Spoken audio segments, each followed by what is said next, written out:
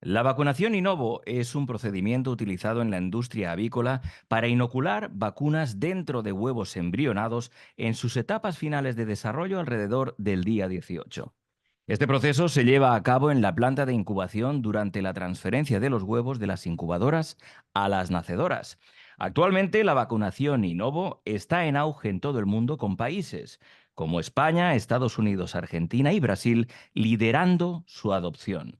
Sin embargo, su implementación varía en diferentes regiones y depende de factores como la disponibilidad de equipos y el interés de las empresas avícolas. En el podcast de hoy contamos con Sergio Mesa y Agustín Vila, con quienes vamos a explorar en detalle la vacunación in novo, desentrañando su proceso, sus beneficios y los errores más frecuentes tanto en los procedimientos previos como durante la vacunación en sí. Además, abordaremos las diversas técnicas de vacunación en la incubadora y vamos a analizar los diferentes dispositivos de vacunación disponibles que hay hoy por hoy en el mercado. Agustín, Sergio, bienvenidos. Pues muchas gracias, primero de todo, por darnos la oportunidad de estar aquí y hablar de un tema tan apasionante, al menos para nosotros, como es la vacunación in novo. Sin duda, sin duda. Vamos a empezar por Agustín y te voy a preguntar, antes de contextualizar qué es la vacunación in novo, primero vamos a tratar de definirla. ¿En qué consiste? A ver, como bien decías antes, la vacunación in novo es un procedimiento para inocular dentro de un huevo, en un huevo embrionado, con más o menos con un desarrollo de unos 18 días, la inoculación de vacuna. Y eso tiene que ser en unos lugares específicos, que luego seguramente iremos desarrollando y explicando, con el objeto de provocar en ese pollito que van a hacer una respuesta inmune después. Claro, por tanto, siendo como bien decíamos, alrededor del día 18 su desarrollo embrionario, entiendo que se realiza todo en la planta de incubación.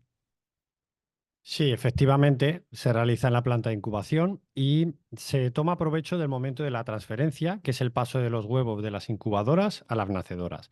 En las incubadoras están en bandejas y en las nacedoras los ponemos en cestas. Actualmente en la planta de incubación hay tres métodos principales: en spray, subcutáneo e in novo. Normalmente las plantas de incubación vacunan en spray y luego alternan o subcutáneo o in novo. Claro, hemos comentado que la vacunación in novo está en auge en la mayor parte del mundo. Si tuviéramos que hacer a gran escala un mapa de la vacunación del pollito de engorde alrededor del mundo, ¿qué porcentajes veríamos ahí? Pues la verdad es que veríamos porcentajes y áreas muy diversas. España es un caso especial donde prácticamente la totalidad de las plantas vacunan in novo. Y aparte de España, con un porcentaje tan elevado, podríamos decir que está Estados Unidos, Japón, Brasil, Argentina. Luego hay países con un porcentaje medio o incluso un poco menos de la mitad, como podría ser Canadá, por ejemplo, o México. Y luego hay partes o países en los que prácticamente no vacunan. Como media, podemos decir que por continentes, América es donde más porcentaje de vacunación hay. En África prácticamente es inexistente o hay muy poco. Y en Europa, pues estamos a un nivel medio, pero está el caso excepcional de Portugal y España, que tienen un alto porcentaje de vacunación. Agustín, ¿qué es lo que hace que España sea un caso tan particular dentro de Europa? A ver, España dentro de Europa ha puesto muy fuerte por la vacunación in novo desde muy pronto. Porque además eso le hace tener una larga trayectoria, ya no solamente es que sea mayoritario, porque en España es mayoritario en casi todas las plantas de incubación, sino que lleva mucho tiempo. Hace bastante tiempo que las empresas apostaron por esta parte tecnológica de la vacunación in novo, y eso se debió, bueno, pues a unos importadores que vieron que había una posibilidad muy grande en esta vacunación in novo, y además una apuesta por las compañías en cuanto a mejorar la parte de la operatividad dentro de las incubadoras. Y bueno, en otros países es diferente, porque en otros países son más condicionantes el tipo de vacunación, la edad de sacrificio, o a lo mejor pues que la parte comercial o la parte técnica no está tan desarrollada como aquí. Claro, en este sentido, y hablando ya de la parte técnica, vamos a entrar en materia. ¿Cuáles son los errores más graves que se están produciendo en la vacunación in novo, en el proceso? A ver, los errores más graves normalmente tienen que ver con la bioseguridad, tanto en los procesos iniciales, antes de empezar la vacunación Innovo en sí, como luego durante el manejo de la vacunación Innovo. A ver, la vacunación Innovo realmente no provoca problemas, pero sí magnifica los problemas que hay dentro de la incubadora. A ver, también es verdad que las compañías suministradoras de los equipos tienen unos protocolos y unos procedimientos ya muy bien establecidos y normalmente si se cumplen y se siguen funcionan muy bien. Claro, en este sentido, ¿cuáles serían también los puntos críticos que los usuarios de dispositivos Innovo pues, no chequean con la asiduidad que sería necesaria? Bueno, yo aquí me referiría al sitio de inyección, que es donde se inocula la vacuna, y el desarrollo embrionario. Ujú. Es cierto que las compañías que suministramos vacuna en las plantas de incubación y también los suministradores de dispositivos, esto lo chequean regularmente. Pero yo creo que desde la misma planta de incubación se debería hacer pues con mayor asiduidad, porque nos puede parecer que lo estamos realizando correctamente, pero al verificarlo vemos que no es así. Hay que entender que a diferencia de en spray o subcutáneo, donde prácticamente con una inspección exterior vemos si lo estamos haciendo correctamente, en Innovo es un poco más complicado. Simplemente hay que añadir colorante previamente, abrir lo que es el cascarón y ver lo que está ocurriendo dentro. Entonces, esto sí se debería verificar con mayor asiduidad, entiendo yo. Claro, justo acabas de decir algo muy importante que has mencionado, la inyección, pero también el proceso embrionario, ¿no? ¿Por qué este último tiene tanta importancia y qué relación tienen entre sí?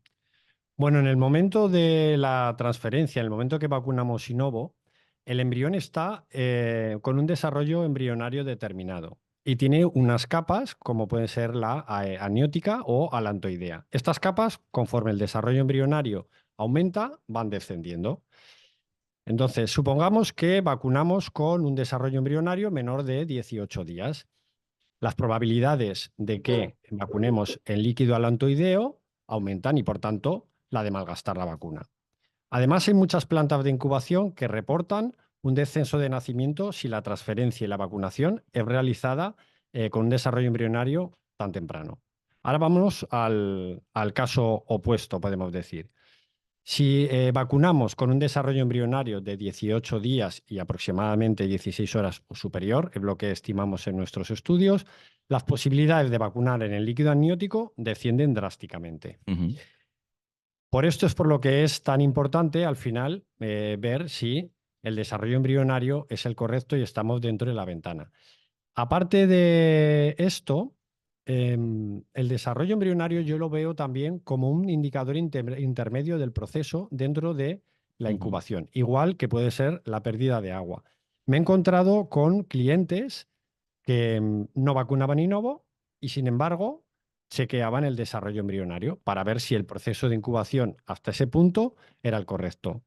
Ya por resumir también, con respecto al desarrollo embrionario más avanzado, se suele hablar de un 3% de picados Ujú. como límite para poder vacunar correctamente, ya no solo en el líquido amniótico, sino subcutáneo en el embrión.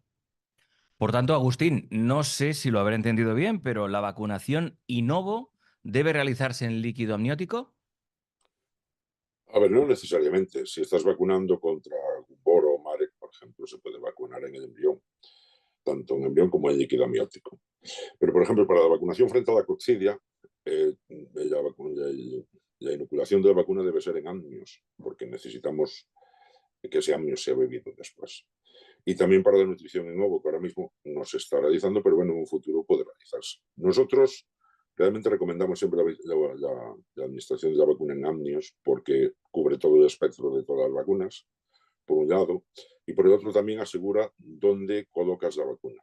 Porque si la vacuna se produce en el embrión, puede ser que por la altura del embrión o por descenso de la aguja o por colocación del embrión, la vacuna se produzca, o sea en un sitio que no es recomendable, porque puede ser cuello, cabeza, o sea, en un sitio que realmente no es el aconsejable para vacunar y esa vacunación al final se pierda o provoque un prejuicio al embrión.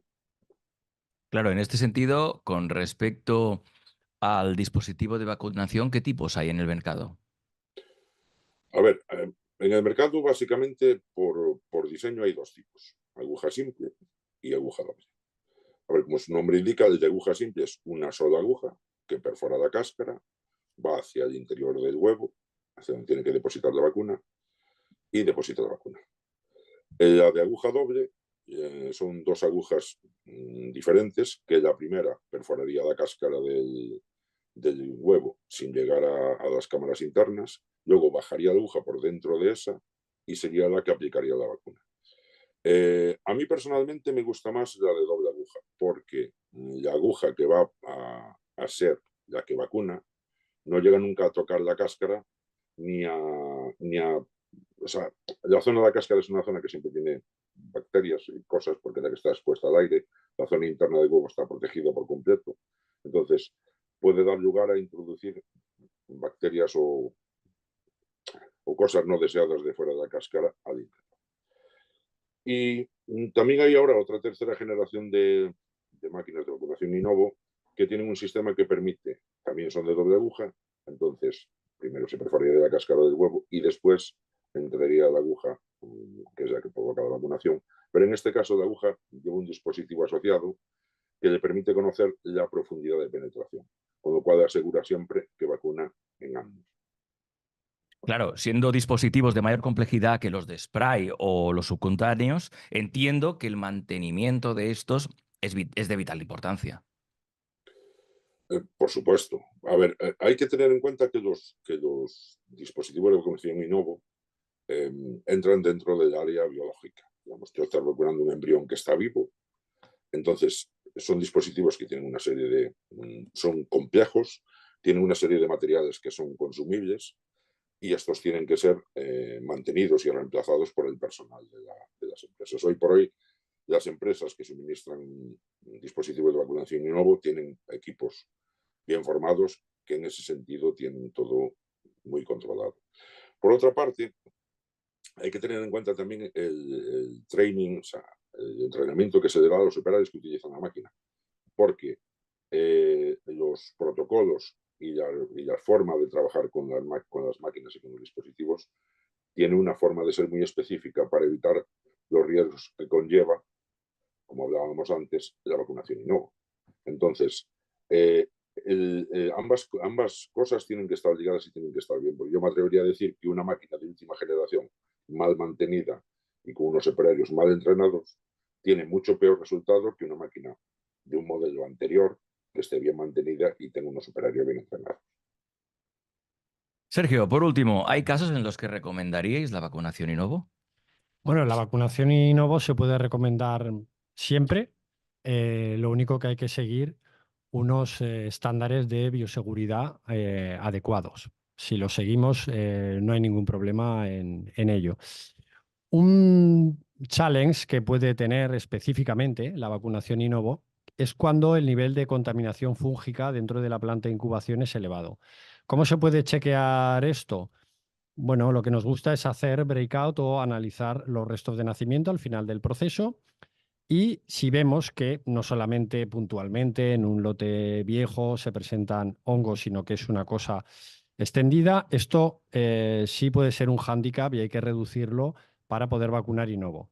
¿Por qué es esto? Hay que entender que al final estamos haciendo un agujero en el cascarón, en el embrión en un estado avanzado, que si bien en poco tiempo va a romper el mismo, con lo cual no debería ser problema, pero no deja de ser un punto para diseminar esta contaminación, tanto en la transferencia como en la nacedora, donde se da las condiciones ideales para multiplicar la vida, pero también para multiplicar esta contaminación. Claro, ¿y qué se puede hacer en estos casos? Pues es que nos estamos repitiendo todo el rato, ¿no? Al final es subir los estándares de bioseguridad desde la granja, transporte, almacén, incubación y en el proceso de vacunación en sí mismo.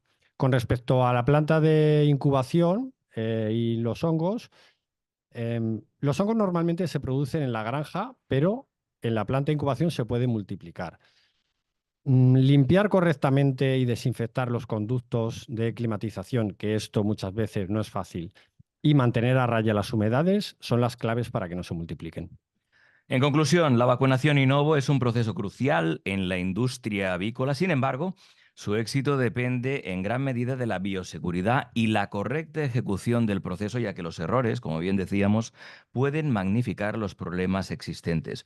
Es fundamental prestar especial atención a puntos críticos como el sitio de inyección y el desarrollo embrionario en el momento de la vacunación. Además, la elección adecuada del dispositivo de vacunación y su mantenimiento son aspectos clave para garantizar su efectividad. En resumen, la bioseguridad y las buenas prácticas son fundamentales en todas las etapas del proceso avícola, desde la granja hasta la planta de incubación, para garantizar el éxito de la vacunación in novo y la salud de las aves. Sergio Agustín, muchas gracias. Muchas gracias a vosotros y un placer haber pasado este tiempo con vosotros. Gracias a vosotros por darnos este espacio también para hablar un poco de vacunación y no.